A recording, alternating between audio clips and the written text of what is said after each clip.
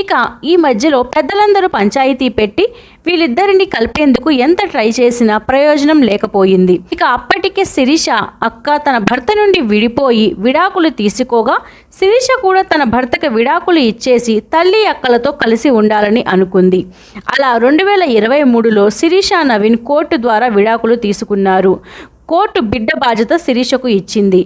ఇక శిరీష తన భర్త నుండి విడిపోయి చెల్లెలు కాపురం అనే సీరియల్ చేయగా అందులో శిరీషకి మంచి ఆదరణ దొరికింది. అంతేకాదు శిరీష తన అక్కలతో కలిసి ఒక యూట్యూబ్ ఛానల్ని ఓపెన్ చేసి యాక్టివ్గా ఉంటుంది.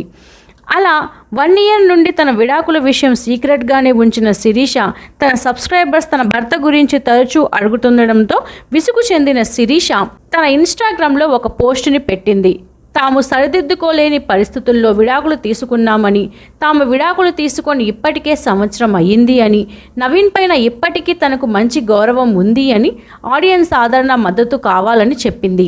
ఇప్పటి వరకు శిరీష 15 తెలుగు సీరియల్స్లో ఒక తమిళ్ సీరియల్లో నటించింది. శిరీష నవీన్ విడాకుల్లో తప్పు ఎవరిదో మీ కామెంట్స్ ద్వారా తెలియచేయండి.